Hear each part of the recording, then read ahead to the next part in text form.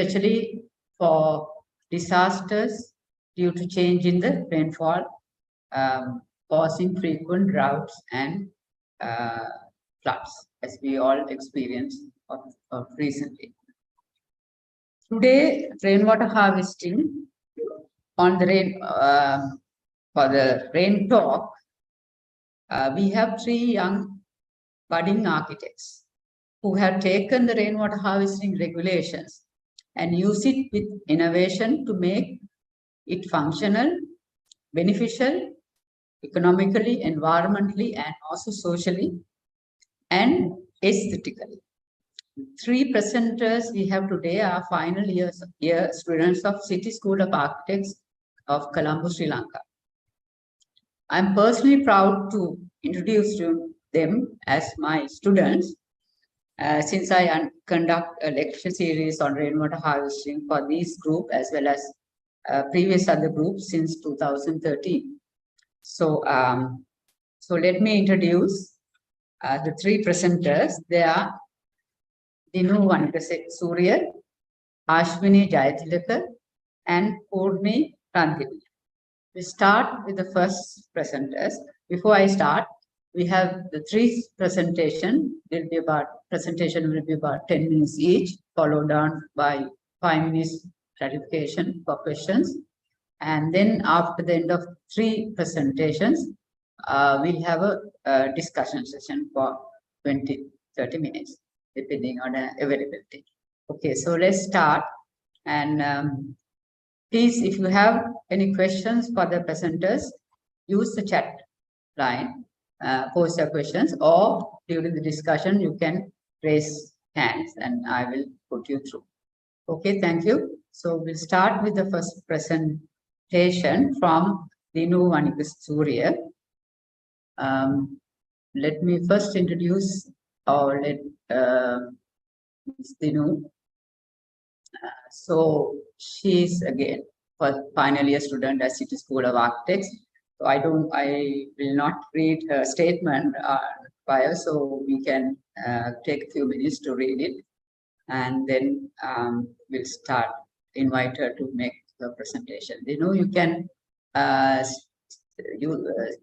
upload your own slides, and if there's a problem, we will support you from this end. Thank you, ma'am.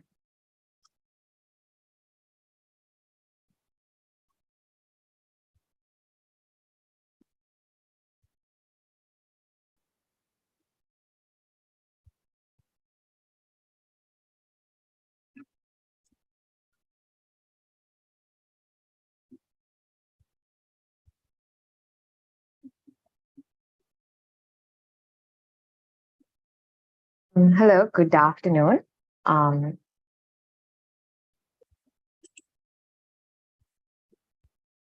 Yes, we can hear you. Yes, I'm hoping my screen is visible. So good afternoon. I'm Dino, first of all, and I'll be presenting to you my high-rise building project that I've completed. To start off with, I'll just very quickly give a brief introduction on the site that we were given.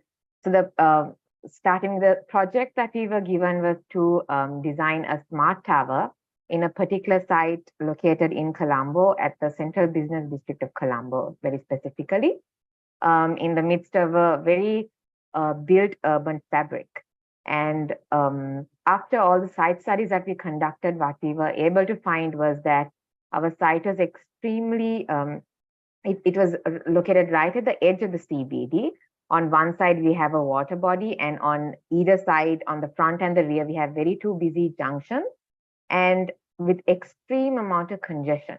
And something that we were able to kind of identify at the initial stages itself was the sheer amount of vehicles that pass right near our site, giving very little space for pedestrians or people to walk about our site. It was all meant for vehicles and very little for people.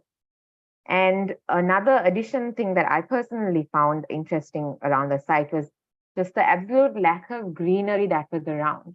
Green cities are something that is absolutely necessary. But in reality, especially in our context, it was almost non-existent. And this was something that I was personally interested in taking up as a challenge in my architectural project. And so to start on to a kind of what I first did was to go on to a more statistical analysis and a more technical analysis of the amount of greenery that was available on site. What I was able to find was within a greater context of almost a 500-meter radius, there's about 83% of just simply built urban fabric. And to balance that, there was only about such little of 17% of existing greenery, which is such an unbalanced scale.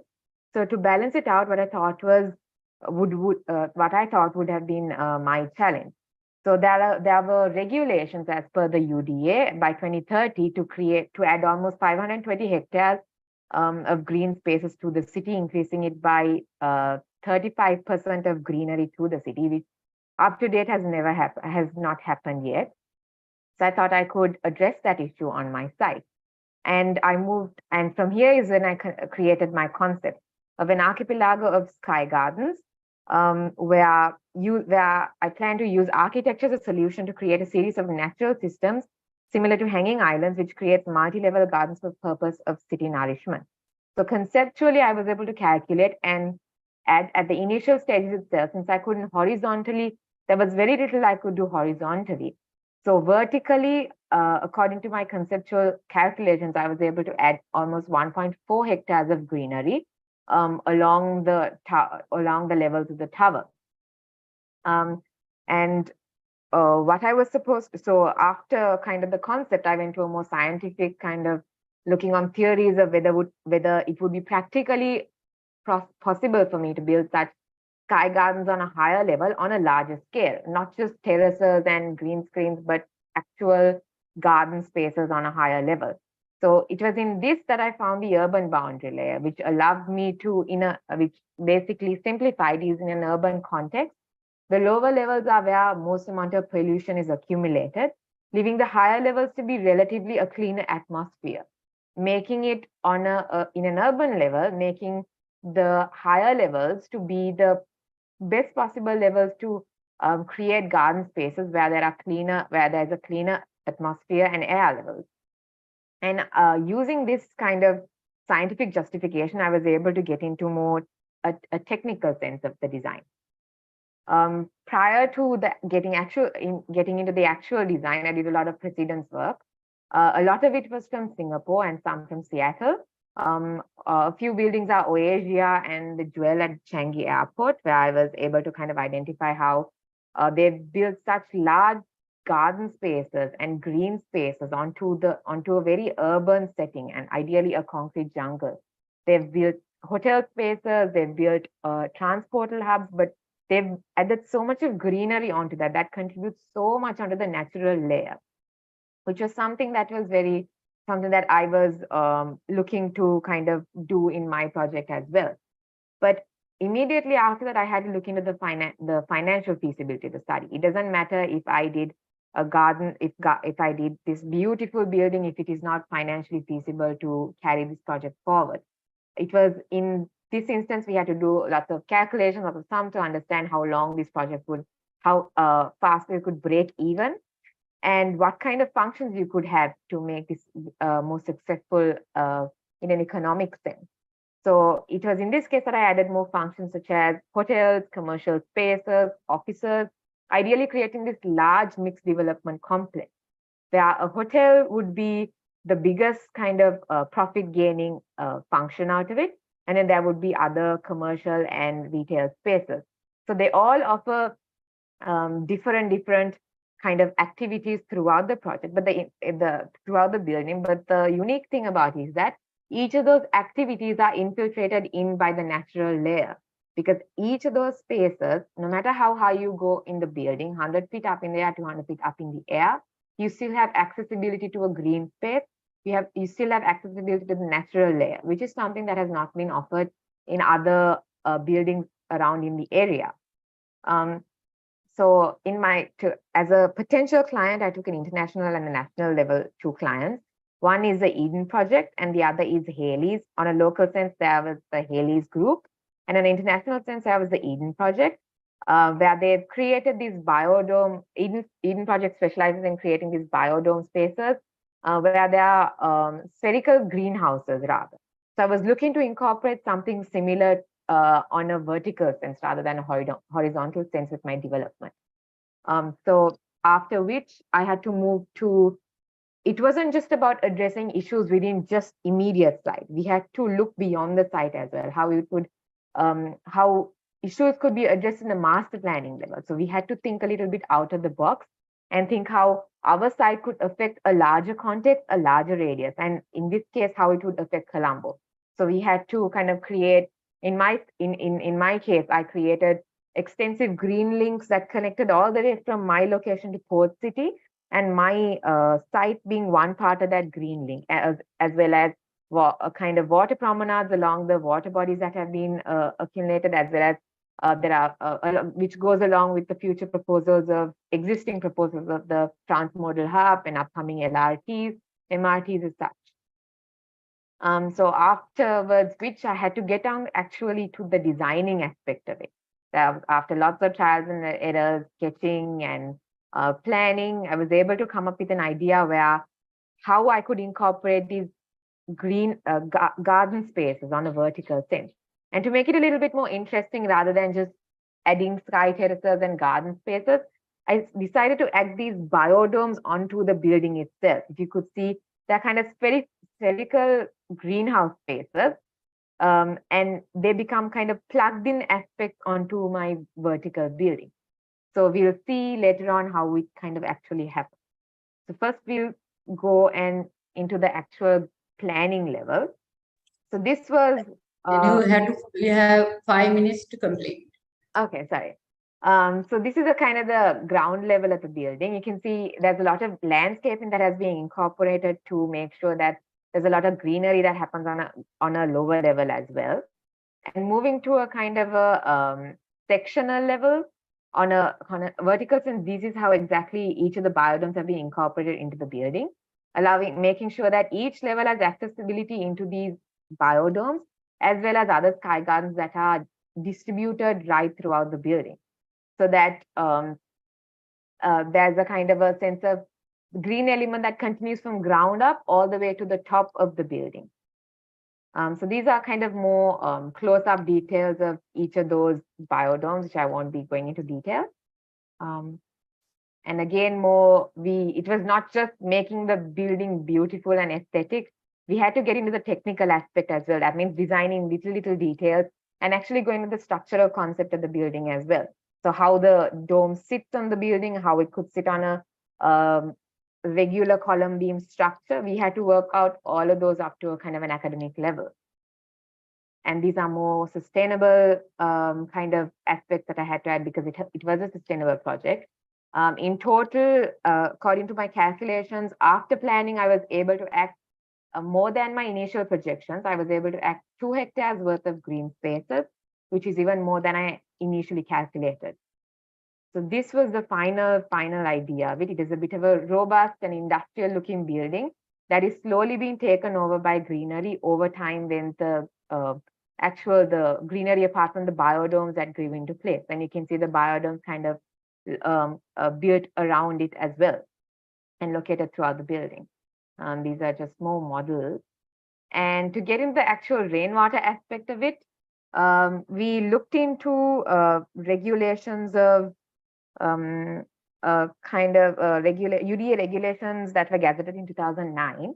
And according to those particular regulations, my particular building falls onto this particular category of a commercial building, where minimum volume required per 100 square meters of roof plan area and half plate area was 3 meter cube.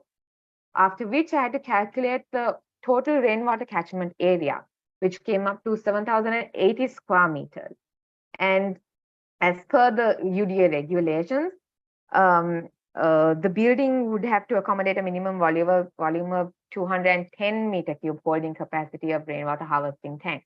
This is all very briefly run through after all the calculations that were done. And then what I had to do was move back to the actual demand of the building. How much of water does it need? So it's a 36-story mixed development high-rise building.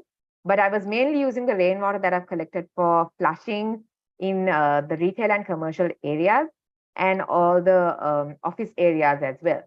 So the mid and the lower level, and also the excess to be used for the extensive landscaping that was that is distributed throughout the building. So peak population, when I've calculated over time, was 2,000 packs for the commercial areas and 525 packs for the office areas. And we had to go into kind of detail to figure out the total flushing demand, the total water demand. And after that, we went through and with average rainwater projections, we calculated the cumulative collection, and that would be the supply and the demand of the building in order to project our rainfall mass curve analysis. And what I found when I projected the mass curve analysis was that at the beginning of the year, I would harvest less rainwater than what I actually need. But towards the end of the year, I would have a surplus of rainwater, which I can use for use throughout the building. So in summary, I had the main rainwater catchment areas were the roof, the terraces, and the paved areas. And everything was collected and sent through the vertical service course to a bottom catchment level. If you can see this graph, you can see how I've used the biodome. Instead of collecting everything at a single rainwater catchment area at the bottom level at one go, I instead divided the building into zones and collected the rainwater in intermediate tanks, which was then sent to the ground floor first basement level, where the main harvesting tank was and the filtration system. So at the intermediate level, each one goes through a simple first flush system and then sent to the ground floor level onto a more extensive filtration system, which is again redistributed throughout the building for flushing purposes. So I've also used kind of more water efficient fittings as well throughout the building, like low flow fittings and also like PRVs to kind of make it more energy efficient in that sense as well. And even on the ground floor, there's permeable paving, green patches, and garden pockets distributed throughout the ground floor, which would help all the surface water and stormwater runoff to permeate and charge into the groundwater table. So the main objective in the end is the main objective of using this rainwater housing system is to reduce the overall water consumption of the building, which can be helped with added accessories, while there would also be BMS systems also to install to monitor the amount of water harvested and amount of water consumed, etc. So the idea of this project is to create a very sustainable tower, not just in the sense of sustainable in the sense of in every single aspect, instead of in terms of feasibility, in terms of energy, in terms of kind of aesthetics as well, and the overall natural green layer. Every single thing in this building was targeted to make it completely sustainable as much as possible to contribute to the greater city of Colombo. Thank you. That is the end of my presentation. Thank you. Thank you, Dinu. We'll open the presentation for questions. Anyone can use the chat line or raise hand.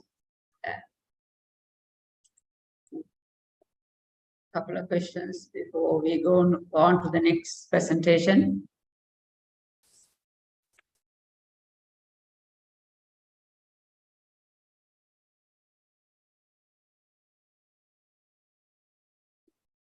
Okay, so let's save the questions for the discussion. So thank you, Dinu, again for the lovely presentation. And we'll invite Ashwini Jayatilaka to make her presentation.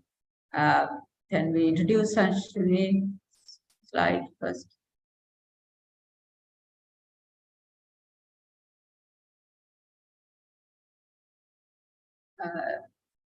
Dinu, can you stop slide sharing and then thank you. Yeah, Ashwini Jayatilaka is our next presenter. Again, I will let you read her own statement.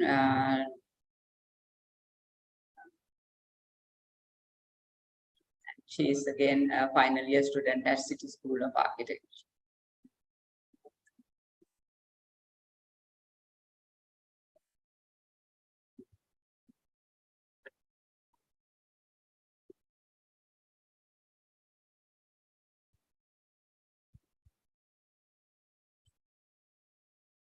Ashwini, you can share your screen slides, and you are given 10 minutes for a presentation. Thank you. Hi, Miss. Can you see my screen? Yeah, we can see your screen, but can you make it a little bigger, or Sure. you can't see the details? Thank you. Okay, That's so fine. good afternoon, everyone. I'm Ashwini Jaitilaka. I was given the same project as Dino, who presented earlier. So the project we were given was a smart tower, and the site was in Fort Colombo, Sri Lanka. So when we were given this project, I asked myself 3 important questions. The first question I asked was, what is a smart tower? And my interpretation of that was, a smart tower is a high-rise that is innovative, sustainable, intelligent, and responsible. It's a building that should be able to be self-sufficient and sensitive to its surrounding, whilst being a step towards the future. And the next question was, why? Why is it important to be smart?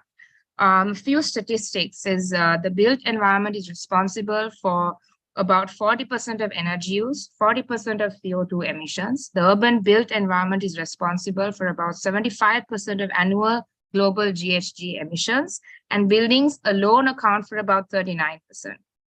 The construction industry is said to be responsible for about 50% of climate change. And these are international figures. And if you look into the more local statistics, it's that small nations like Sri Lanka, it requires foreign investments and development and infrastructure. It's vital for our development.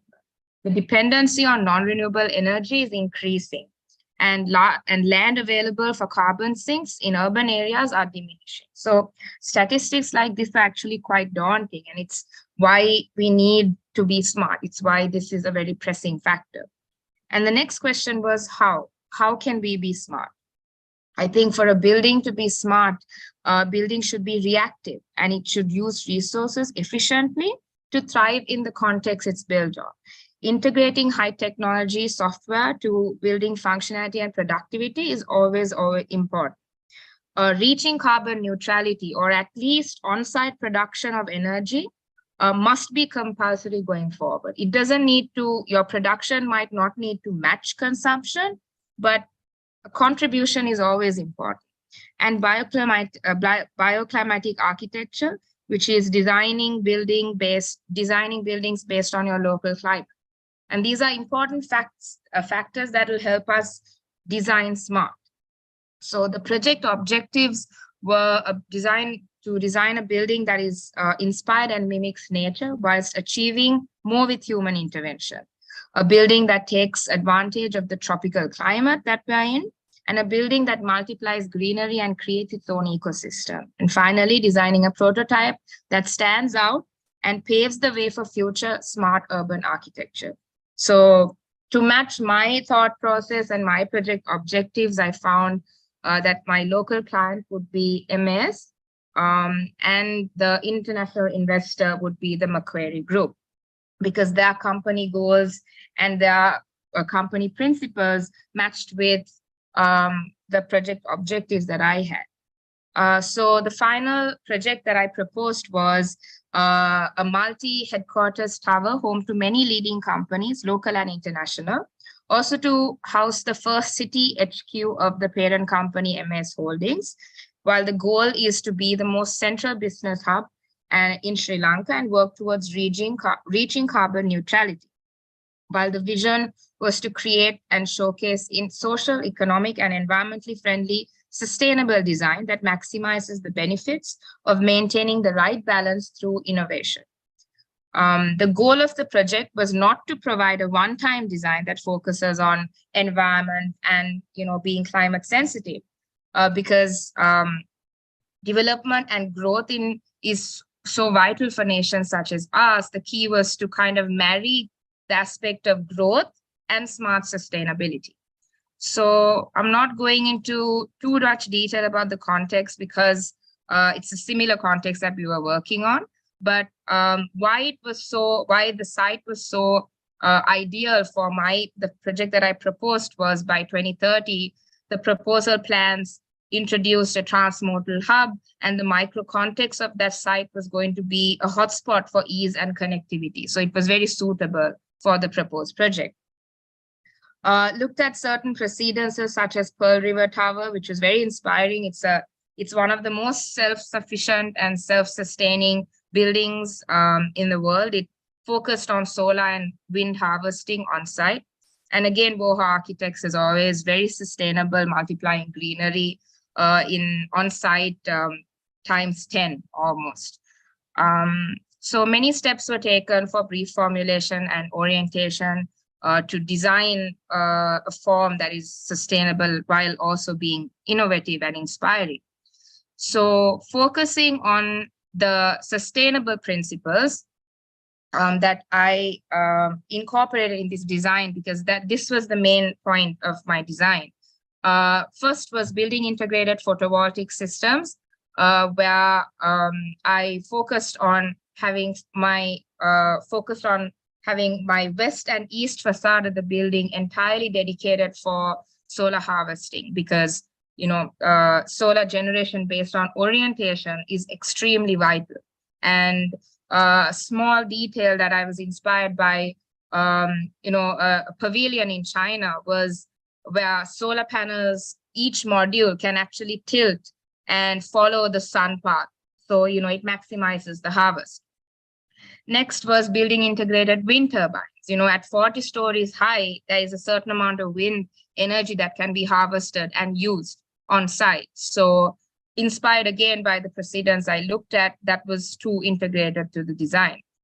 Building integrated kinetic systems, again, because yes, a large portion of my building was dedicated for corporate functions. It was also a significant portion of the building was dedicated to public, and a commercial aspect was involved. So things like malls, plazas, etc., invites and attracts a large foot traffic of public. So why not harvest that energy as well? And also sky terraces and gardens. You can't always forget that. The next sustainable feature that I focused on was rainwater harvesting. Taking through a few of the statistics, just like Dinu mentioned earlier, is that Sri Lanka has two very prominent monsoons that contribute to the country's rainfall: the southwest monsoon and the northwest monsoon. And Colombo, the capital of Sri Lanka, has an annual rainfall of 2,000 to 2,500 mm. And the building that I was designing, a multi-head office corporate building with a shopping and entertainment component for the public, fell under the building typology of commercial. So as per regulations, the minimum volume required per 100 meters squared of roof plan and hard paved area was 3 meter cube. The catchment areas of the building that I focused on were paved areas, rooftops, and terraces. So after many calculations, it was understood that the building must accommodate for a rainwater storage tank with a minimum capacity of 225 meter cube. And many assumptions were made to identify the area of the, with the area of the building to identify the occupancy, office occupancy, and commercial and public occupancy. And according to regulations, an average daily water consumption of a commercial office building of daytime occupants were 40 liters. So with all these statistics, water consumption of the building was calculated as monthly. The potable water consumption of the building was calculated to be 3,540 meter cube.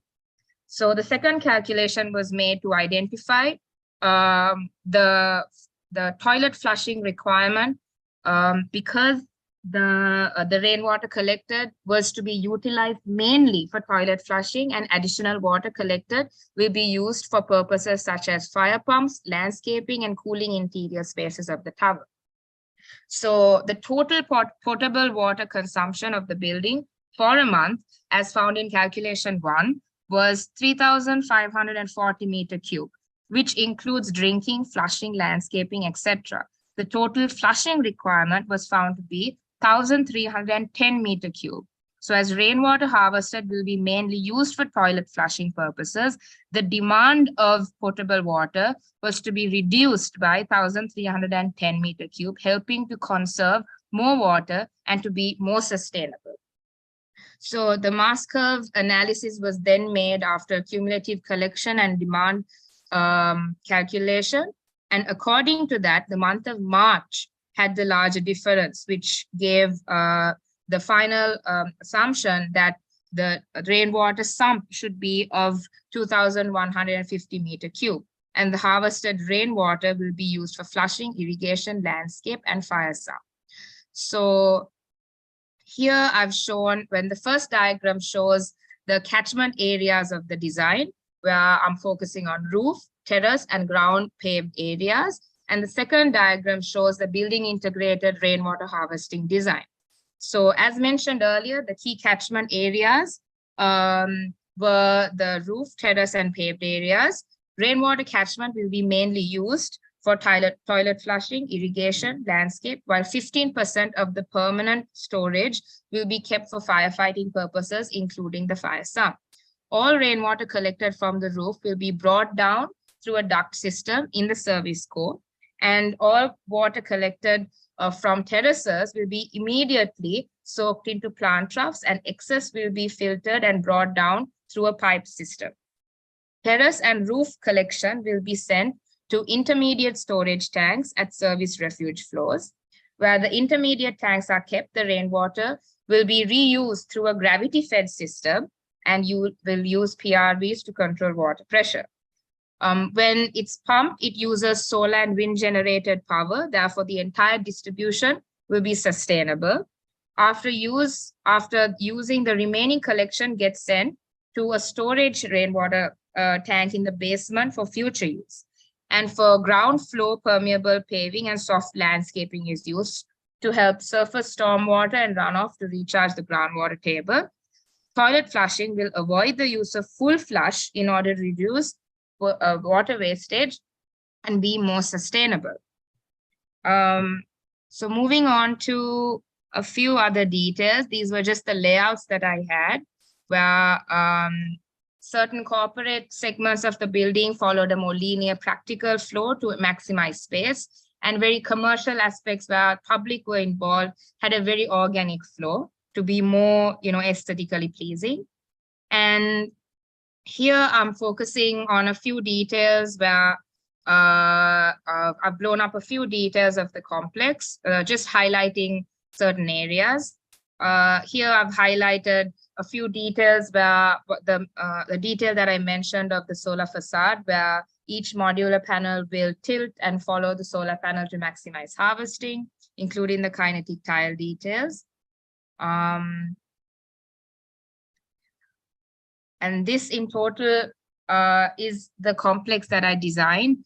It's entirely focusing on being sustainable, innovative, and also inspiring to be, to take steps towards being carbon neutral, because the primary advantage of integrating, especially something such as a rainwater harvesting system, is to reduce the usage of potable water. And we as architects in a country that faces two very strong monsoons annually and has very healthy rainfall right throughout the year, it's almost a must to incorporate such design strategies to collect and reuse this water. If not, it's almost a crime. Moreover, just with attention to such detail, we can always incorporate fixing low rate faucets, sensor fixtures, dual flush systems, PRVs, and even have the entire building managed by a BMS system to reduce overusage of water and wastage of water. And finally, incorporating a rainwater system and with other systems such as solar PVs, integrated solar panels, wind harvesting, kinetic energy. It's basically taking 10 steps towards being sustainable, innovative, inspiring, and also responsible as a building, where the building itself provides its own energy and becomes, environmentally friendly. So that's the complex that I designed So, and thank you. Thank you, Ashwini, for that nice presentation and your design. We will, since people are not asking questions in between, and nothing on the chat line as well, we will proceed to the next presenter, who is Purni Randinian. Yeah, so Purni is again 7th year student at the postgraduate program at City School of Architect, and this is her statement. So let us invite Purni to make a presentation. Purni, we have 10 minutes, 15 minutes maximum to make the presentation. Thank you. Hello, everyone. I'm assuming you can hear me. So hi, I'm Purni. Good afternoon. The rainwater harvesting system that I've designed was for the proposed corporate tower for Aitken Spence. So going on with it, these are a few key areas I'll be talking on for the next few minutes under my rainwater harvesting proposal for the smart tower. So starting off with a small introduction of the project, a corporate tower for Aitken Spence is proposed at the heart of the business district, Colombo Fort, is due to the primal fact that this area has the potential of becoming the next tourist hub due to the vast influx of transit community. That is a large overview on a macro level. On a micro level, if you look at this site is largely packed with buildings in a tight urban fabric. So the larger need of the area that I saw was that it needed a large open space, and this site that we were given is the only large open area that was currently vacant in this whole grid of Colombo Fort. So the larger conceptual idea for the smart tower at Colombo Fort from my side was that I want to create an integral space, a communal space where the community, the transit community, and the inherent business community of the city could integrate very easily and pass through and use this site on a very communal level. Aitken Spence as a client is very integral in this project because the implementation of the rainwater harvesting system was crucial, as Aitken Spence as an entity is a company that champions for sustainable approaches in almost everything that they do. So a key reason why I chose Aitken Spence as the foreign and local client is because they have both deep connections locally and globally. Another contextual insight that I have is that Port being a city which is congested, as I said, with buildings plonked right next to each other, there's very little ground coverage for rainwater to percolate into the ground and recharge the ground water table, as you can see in this 3D mapping of the city.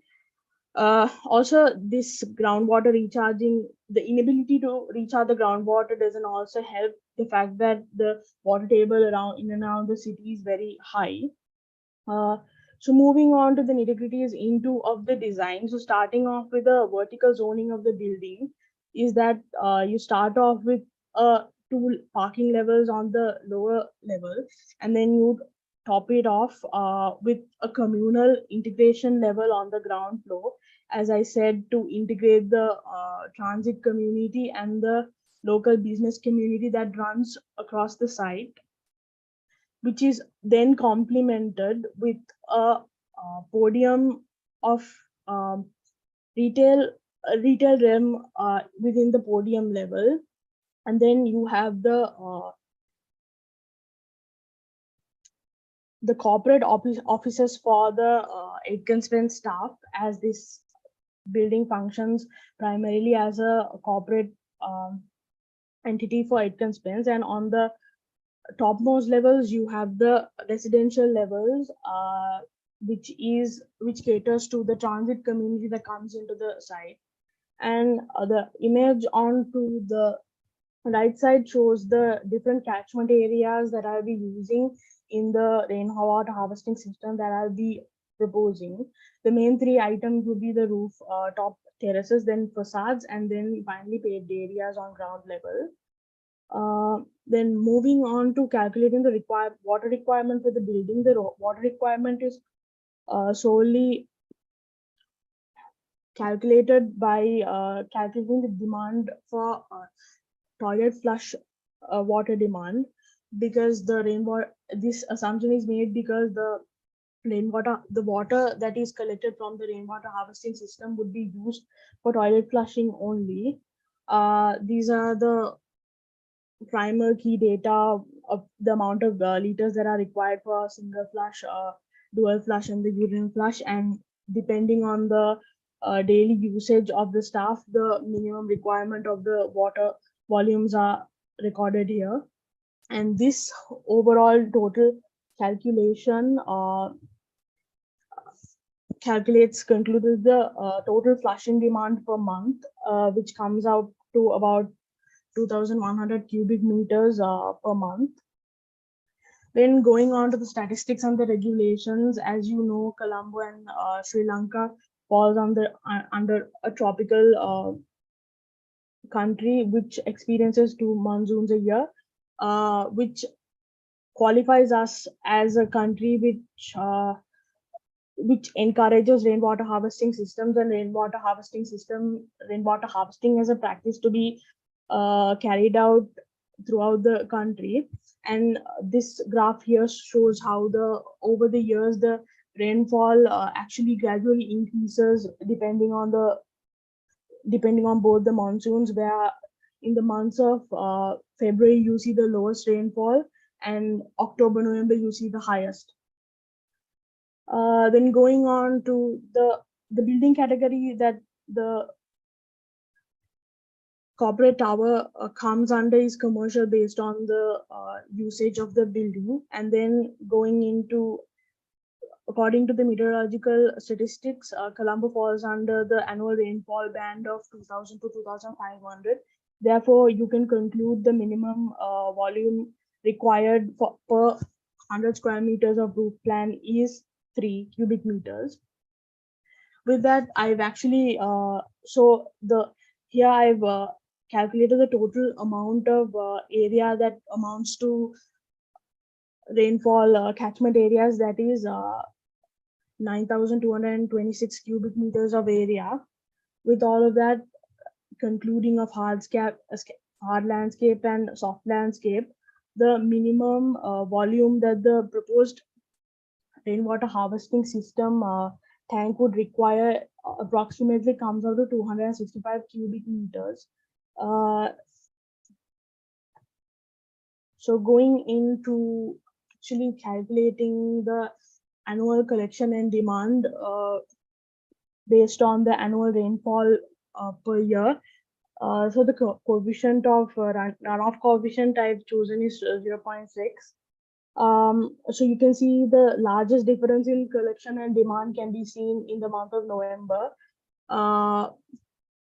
And the largest differences in months can be seen between October and December, again, in the collection and demand.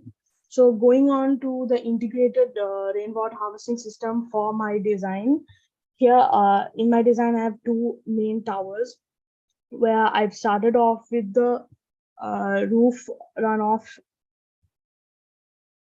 the roof catchment areas, where the roof will be sloped onto one edge of the roof plan, and through a series of gutters and through a series of pipes, the runoff water would be channeled into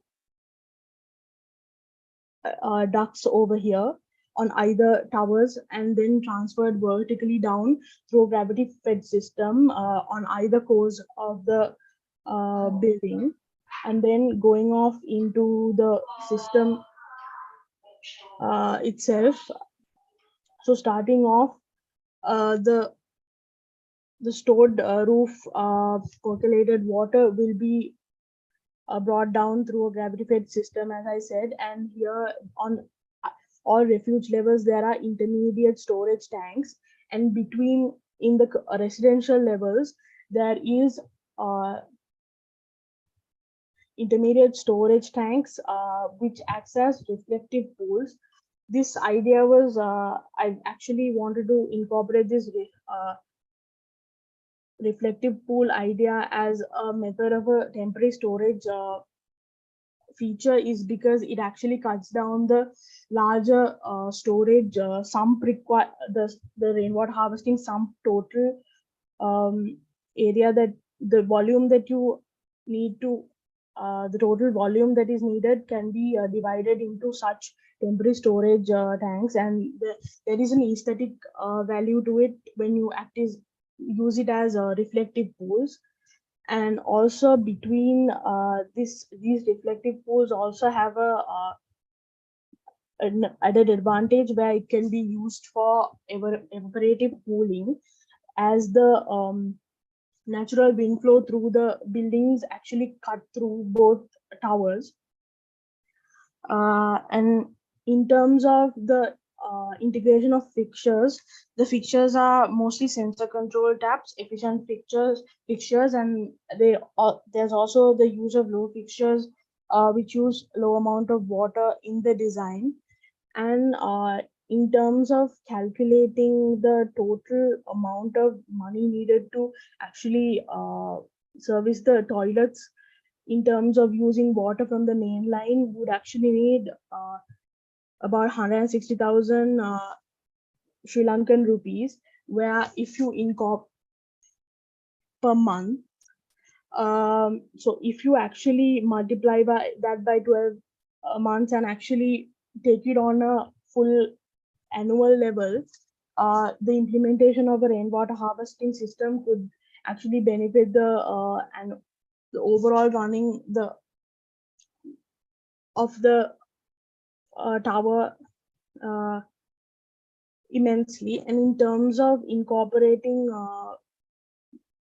pavings on ground level, the pavings are such that it allows for the rainwater that actually falls onto the ground to percolate into and add to the groundwater table. And then going on to, as I said, 15% of the rainwater collected would be used for firefighting. And as you can see, I've actually pointed few firefighting hydrants, locations of hydrants where the lines would be connected to the hydrants itself.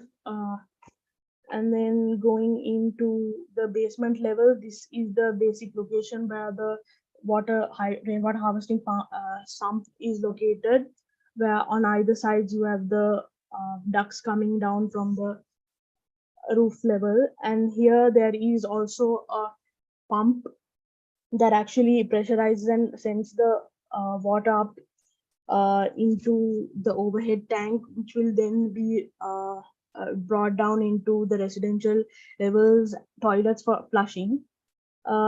In terms of there's also more low pressure pumps that are used to reduce the pressure of the water coming down from the high rise, because this is about 35 floors, and gradually to reduce the pressure of the water when reaching the lower levels. Then talking about the benefits of actually using a rainwater harvesting system, actually that water actually has a potential to be used as a primary source for flushing, and then I've also used it for firefighting purposes. Then the usage of a rainwater harvesting system could actually help in controlling the flooding issues on site, because the water table is very high on site. And this could actually help in the saving of water, in saving potable water in the long run. So the whole design was made for the rainwater harvesting system is to be a system that is functional and also aesthetical in the long run, and adding to the aesthetics of the high rise. Thank you very much. That's it. Okay, thank you, Purvi, for that presentation. Floor is open for questions. Why you can direct to all any of the three presenters, or you can generally there we have audience of national and international professionals. So it's all yours to take forward. Thank you. You can raise hands or question. Raise a hand. Sorry, or use the chat line.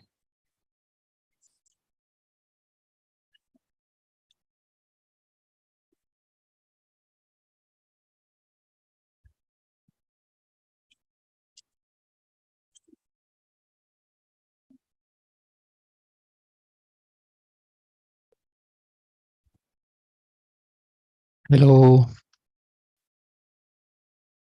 Hello, yeah. Yes, so hi, this is Saqib Nawaz from Kaust, Saudi Arabia. So I have Yes, a Mr. small Nawaz. question. We have recently seen like enormous high rains in Pakistan, and as per one of the slides shown by the presenter, we can see that abnormally in October to December, there was like so much high rains in Sri Lanka as well. So the point is, are we estimating some new factors, or we are calculating only on the previous data uh, of the last 40, 50, 60 years, or we should consider some further worst storm events for calculation of sizing of these kind of structures? Yeah, thank you, Mr. Nawaz. That's a very good question. I think these presentations were made by taking the previous rainfall, but you are very right in mentioning that we need to think about the different rainfalls due to climate change, and as you had experience in Pakistan also, very high rainfall during some time, and think about modifying accordingly storage capacities. Thank you. Yes, that's a good point to take.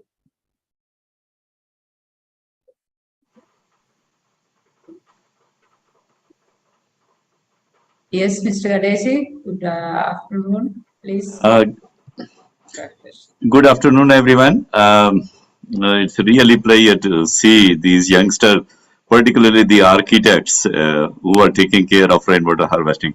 I think you are succeeding in your objectives, because architect is, to me, he or she is the most important person who have to incorporate these, particularly in the rooftop rainwater harvesting, or Very much. we have Yes. been discussing. It was really interesting, two presentations, and um, generally the perception is that we are talking about the complete solution of water supplies, but they were very much right that at least 15-16% of the demand of water they are catering through this rainwater harvesting system. And it was very nice to see that how this architect has she has inbuilt the uh, rainwater storage in at the intermediate level of high-rising buildings. Yes, that is very important, because you can provide water through gravity instead of taking all water at the downstairs and at the ground level and then pumping it up again. The only question is that, but I would suggest that why we are only considering that this is to be used for flushing only, because whatever we are going to discuss today, it will be propagated. We should not be saying that rainwater is not potable or not drinkable even. With small filtration, I think the researchers or even the architects, they should provide small scale, small or simple filtration units even. And this is to me, because we have been implemented in Kashmir for the schools buildings, and we introduce very slow sand filters. Within very small water tanks, we can create a slow sand filters through gravels and sands and putting charcoals over there. So what I would suggest to these youngsters who to not to talk only that rainwater is to be used for the only flushing, but it is equally, because this is the primary source of all water sources, and rain is the way rain is the purest form of water. Only the dust and dirt on the rooftop would be a sort of impurity in this, which can be, I think, filtered, or which can be cleaned with very simple solution. So that my suggestion would be that in future we should be thinking, placing some sort of simple filtration. This is a sort of my comment from. If anyone of presenter can respond, I think this will be good. Thank you very much. Yeah, thank you very much, Mr. Gadesi. Before I respond, we will give the option for the presenters to answer to that. So any one of three of you can respond to Mr. Gadesi or make some comments. Yes, we will definitely think about it. I think in my particular case, the problem was that the amount that is being accumulated is not enough for all the rainwater, all the water demands of the building, because in my particular building, I'm hosting a hotel as well, which has very luxury fittings and very kind of different flow rates. So it was difficult for me to, with the data that has been in an academic level, with the data that has been collected over the years, it was difficult for me to use collect enough water to supply for all the water demands. But of course, it is possible. Thank you. Yeah, thank you, Dino. Yes, I do agree with you. I think the collection is storage. You need this too very large if you are going to cater for the drinking water needs as well, or to get to that quality as well. Other thing is, this building is in an urban setting, so most of the urban areas in Sri Lanka has already pipe water supply. Is going to the rural areas that they don't have, like the schools you mentioned, Mr. Gadesi. So where we are promoting drinking water needs only. The other needs, they have other sources. So very good point. I think we should take it up to providing for drinking water needs of any building, really. Yeah, just my point was that generally the drinking, what my calculation is, the daily demand of the drinking is not more than 10 to 15%. True. You go anywhere. So, just what we need to, while designing the water tank, within water tank, we can design a chamber for filtration purpose. This is my suggestion for future for these youngsters actually. Thank you. Yes. Hey, anybody else? Any questions for the presenters, or general questions on rainwater harvesting for high-rise buildings or urban settings for that matter?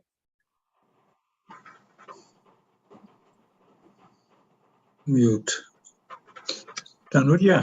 Yes, sir. Thank you very much for these very inspiring presentations. A few comments before I ask a question. I mean, the issue here is, of course, is to make the best use of the local conditions, and of course the description of rainwater harvesting in different ways, the solar panels, or at least use of solar radiation for energy generation, all these type of things are coming in, and are of course quite important in the sense that the 3 examples given were for 3 plots, 3 buildings. But of course, even in the case of Colombo, even though it rains a lot, and as Tanuja is saying, well, you know, there is water, there is already a pipe supply. My earlier calculations a few years ago indicated that Colombo is also facing difficulties supplying sufficient water in the future if people are not reducing their consumption. And so the reduction of consumption would then also lead to an alternative, in the sense that more rainwater could be used for various purposes. So if you multiply these 3 examples with the potential that Colombo has to create some savings, as was the intent of the Act, the Rainwater Act, then of course it makes quite a bit of difference. And it really makes a lot of difference also for the, not just for the households, but also for the operators of these high rises, as well as for the municipality. I like to congratulate all 3 presenters. It's very nice how it was presented and how it has been worked out. Of course, one can have some criticism on this or that point, or some questions, but that is hardly the issue. The issue is to create a new way of thinking, and I think you have succeeded in doing that. There are lots of issues still to be resolved, because when you have these high rises, you also have a number of structural aspects to take care of. And it is not going to be so easy to construct larger water storage facilities at higher elevation, because that means that you also have to look at the structural reinforcement that is needed. I was also very much impressed with the first speaker, Dino, with respect to the greenery. I think that is also a critical issue, because one of the things that we need to look into is, of course, the general well-being. The well-being is not just, of course, water, it is also the general climate that we are locally able to create. And of course, greenery does that.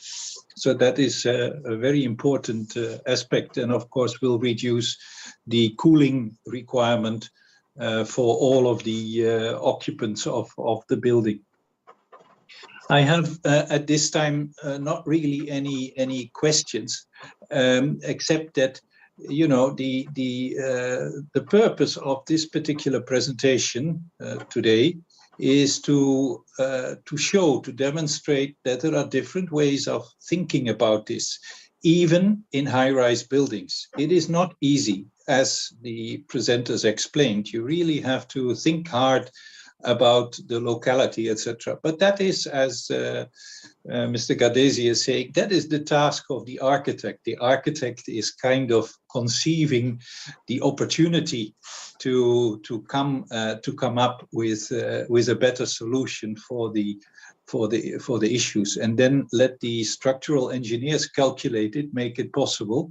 But the initial concepts are, of course, up to the architects. I would like to commend them again, and I hope that these examples will provide a lot of inspiration to others. Thank you.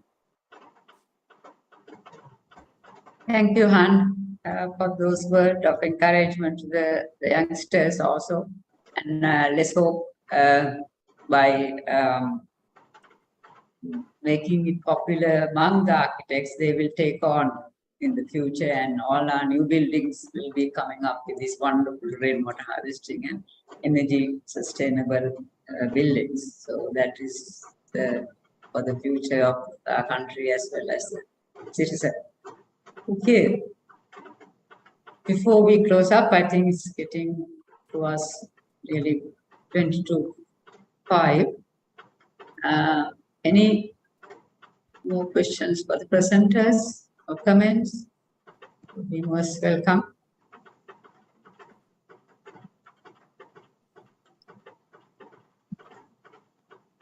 I think this was a very good session. And really the youngsters have done a very good job. Thank you, Mr. Karesi. That's very encouraging for the.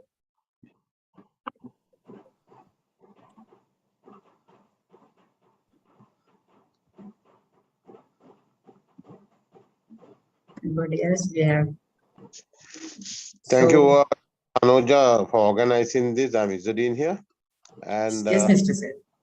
and we, of course, on estates, we have enough land to look at, how we can use the water as done with you.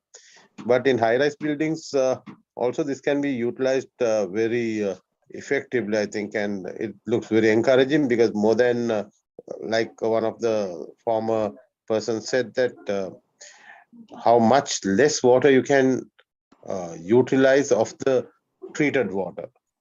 That will be an important thing. Thank you, Tanuja, Dr. Tanuja.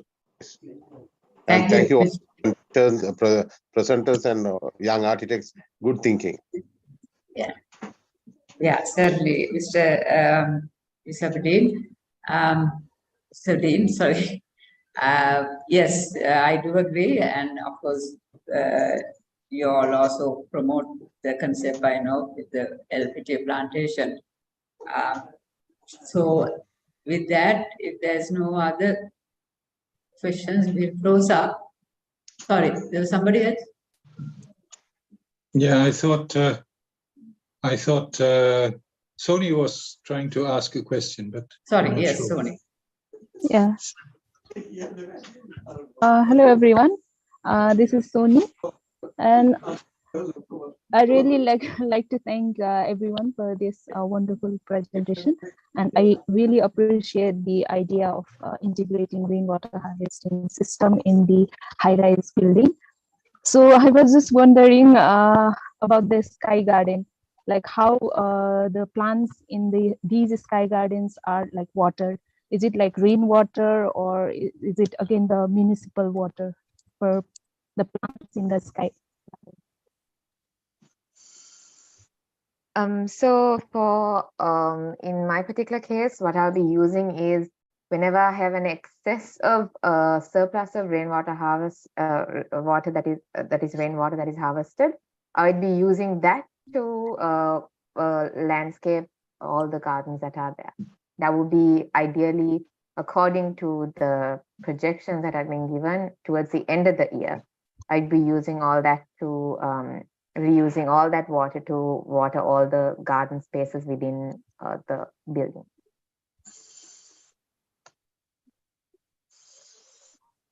And are there any calculations like how much of water is used in maintaining those sky garden? Like how much of rainwater is used? No, I have not calculated for the garden spaces. I calculated for the everyday usage, which would be the flushing systems. But I did not calculate it for the garden space that would be an add-on with the surplus harvested water. Okay, thank you so much.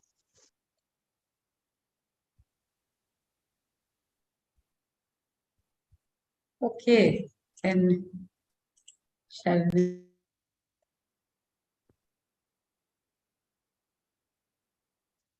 Anybody else who wants? I used to thank Dr. Tanuja for organizing this. Actually, it's a learning and Pradeep from LBT plantations, because although we do a lot of rainwater harvesting in the field, out there in the field, in the plantation, this when it comes to high-rise buildings, it's a new learning for us. It's good if we could introduce this practice most of the buildings, whatever the new comings. If you could get this UDA to get it mandate to get it approved before approving their plans to get the make use of rainwater, that would be ideal. So I think. Thank you, Mr. Pradeep. Actually, it is mandatory for the new buildings to have a rainwater system. As of 2009, and again now 2021 also they have gazetted it. So it's implementation that is the issue. But with less hope, with more awareness, we should be able to get that also going and get the UDA to actually check this and make sure it is incorporated and installed in the new buildings as well. Yeah. As you said, it's awareness, because if they see the benefit of it, definitely they will go for it. Definitely, yes. Yes. Thank you. So let me close by thanking you all for your participation and listening and asking questions. And of course, thanks for our 3 young presenters for doing an excellent job of presentation of their research and their design. Let's wish them very best for their future architect, their careers also. And thank you for participating in our brain talk. And with that, I'll say let's look forward to the next round of brain talks, next session of brain talks. So all of you can suggest new topics as well, and then we'll proceed with that. So hopefully throughout the year we will have, I don't know, but not probably every month, at least every 3 months we'll have this brain talk session with different presentations on different themes. So thank you again for your participation. Have a good day. Thank you. Hi, Ms. Tanuja. I'd like to thank you on behalf of Dinu and Purni. Thanks for arranging this and giving us an opportunity to present to everyone participating here. And thank you for all the comments that we got. We'll definitely look into it and research further and improve. Thank you. Thank you, Ashley. Thank you very much. I love. Bye-bye.